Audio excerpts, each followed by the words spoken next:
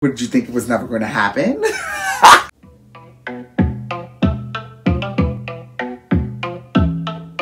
My name is JJ, also known as your gay best friend, and welcome to my world.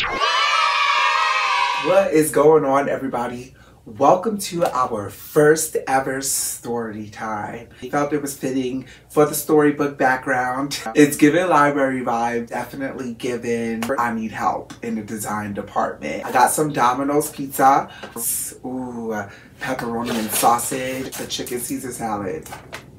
Now, if you want to know why I got a chicken Caesar salad, because it's all about balance. It is all about balance. The chicken Caesar salad on the pizza, I'm going to take the garlic sauce, drizzle it.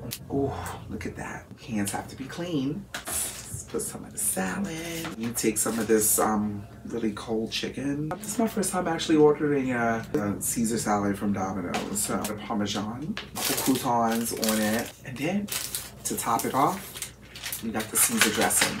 Okay, we also have some wine tonight because we're telling a story. Chardonnay.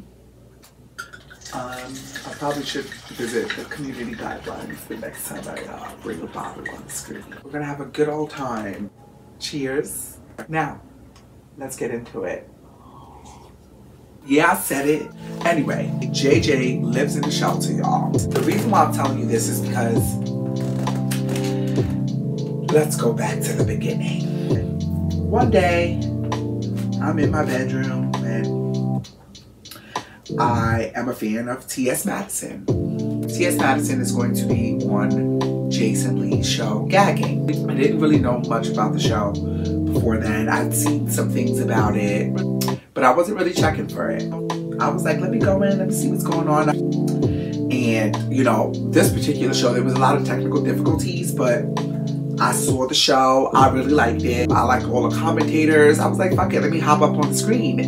To be clear, I was a star from the beginning and I really didn't try hard. I didn't have to, I was myself. Oh my God, that is good. I feel like I need to try this because balance. Everything was going good and then somebody made the idea of making a group chat. Group chat was cute and the group chat was fun, but after a while, you start to see people, how people act. You're seeing people outside of the show. You're seeing people in the element. There was an individual, and I started noticing that this one individual, she was going around saying that she wanted to go get flowers. So I'm like, cool, I got money, I'll put it, I don't mind. That was my immediate thing, because I don't fucking care. But I noticed in the process of her going and trying to get all the money, there was a lot of, if she didn't get something that she needed right away, if she didn't get what she wanted, she'd go and talk shit to other people about certain people who weren't giving money quick enough. And it was just becoming a little too much because I really didn't feel like it was that serious. At that point, you know, people were telling their feelings about how they felt about the situation, about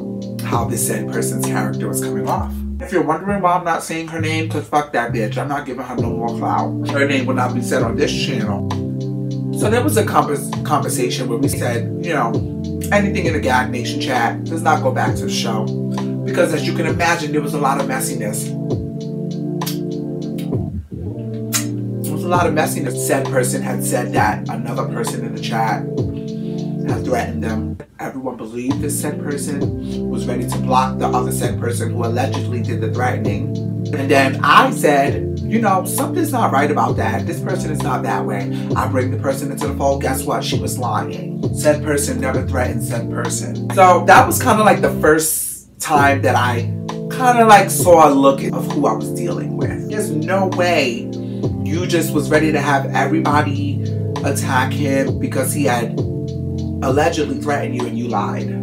There was another incident with alleged person and someone else. Said person had blocked that evil entity. This is all happening in 2020. There's one night, I'm having a conversation with said person over the phone. Said person is telling me this story, which I'm very compassionate about. So just get into this story. She's telling me about her life and how she was suicidal. This is all coming from her. And I told her my situation to help uplift her. Everybody says, oh, I'm so cool, I'm so amazing, I'm so positive, and I'm so uplifting. But I'm in a shelter. That's what I told her. And I said, a lot of people wouldn't know that. And at first it was embarrassing and, you know, I wasn't happy to be here. You know, we're having a conversation where we're kind of like telling our teas and shit. It's about November, maybe December.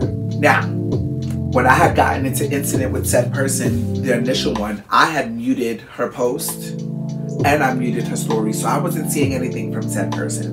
It gets better.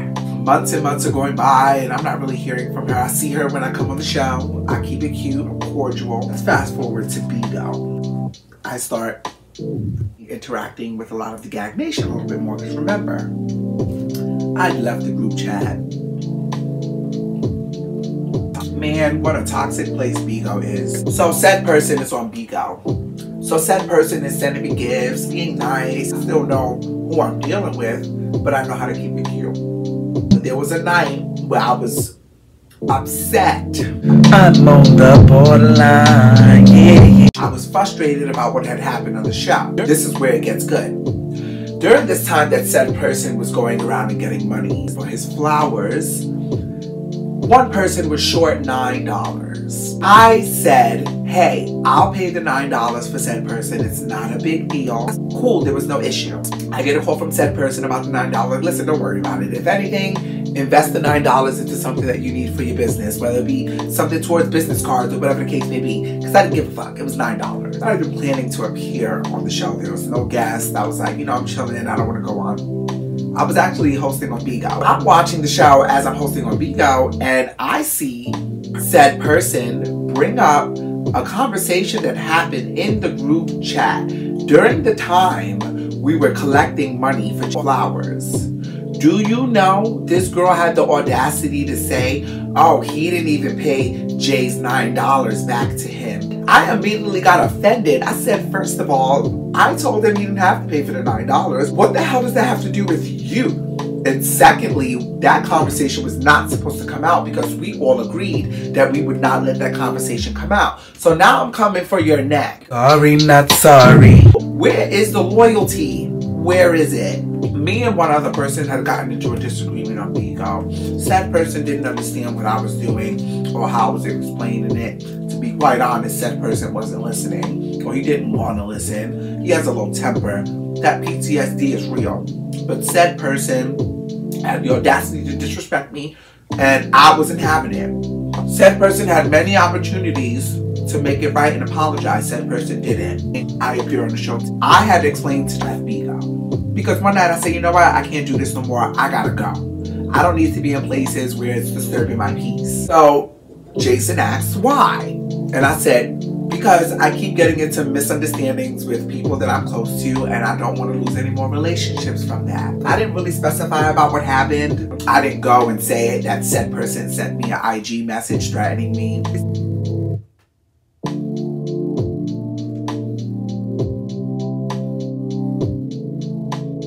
Really, girl?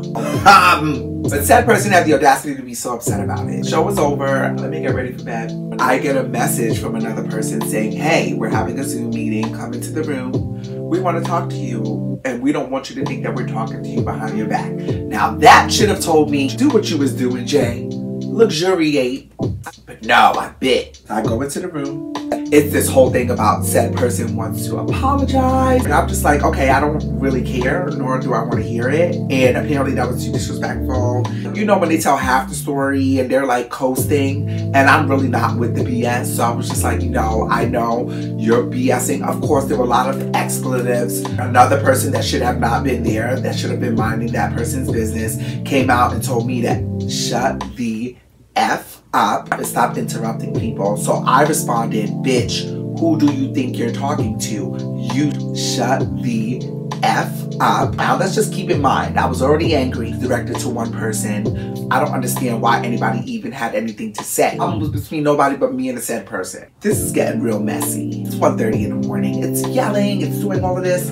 You know, it's a lot of taunting me. It's a lot of, oh, they know how to press my button, so let's do it. So I said, you know what, I'm leaving. I go on my Instagram. I'm expressing myself. I ate the girls up. Sorry, not sorry. I don't eat with things that I make up. I eat with facts. I know.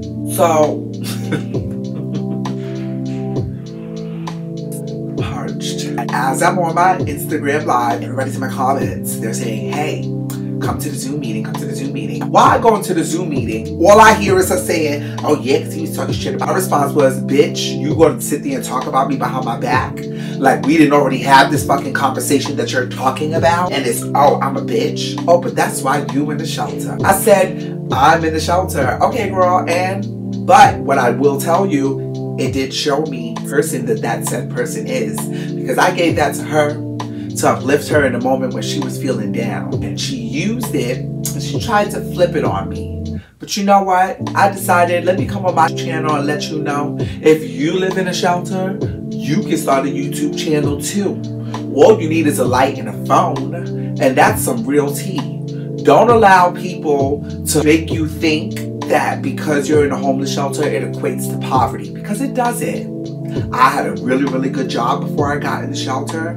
You know, there were circumstances that happened beyond my control that I ended up here. Now we just passed COVID. I want to use this story time as a way to, number one, when you do tell your business, be secure about what you tell. Because you could honestly be telling someone some deep personal things and thinking that you're getting it off your chest to a friend, and the whole time they're waiting to use it as ammunition. So be very careful about that. Not nothing that I'm ashamed of. I was ashamed of it, but now I realize how many working homeless people there are, how many people that have money that are homeless, how many people like me who unfortunately suffer from housing discrimination. So with that being said, I want you to know, if you live in a shelter, that does not mean that life stops. You go ahead and you go outside and you meet your friends and you have fun. It was a time where I gave up. I had a lot of anxiety. I had a lot of depression. There were days that I wouldn't even get out of my bed. I'm on the borderline, yeah. I want people to take from this, be careful who you spend your time around. And the crazy thing about it is, because my reaction is so on 100, nobody's thinking about, oh, why is he reacting? They're thinking about the reaction. And I know that. You know, there are times that we feel like, oh, we should be the bigger person and we shouldn't stoop. There are times where I feel like, okay, I'm going to stoop. I totally stoop if I don't have respect for a person. And said person I have absolutely no respect for. Go ahead and feel how you want to feel. But remember, I'm good on this side, but I'm comfortable where I am in my life, because as you can see, I'm going to keep evolving. Nobody's going to be able to stop me. Only a really angry person, somebody that is suffering with demons inside of them, would go ahead and use that against someone after they gave it to you in a very uplifting manner. Once you start seeing people do things to other people, don't think it can't happen to you. And with that being said, I'm going to enjoy the rest of my Friday evening with my pizza and my Chardonnay. Y'all keep it cute, and I'll see you very soon. Bye. Did you like and subscribe to the channel yet? What you waiting for? No, really, what are you waiting for?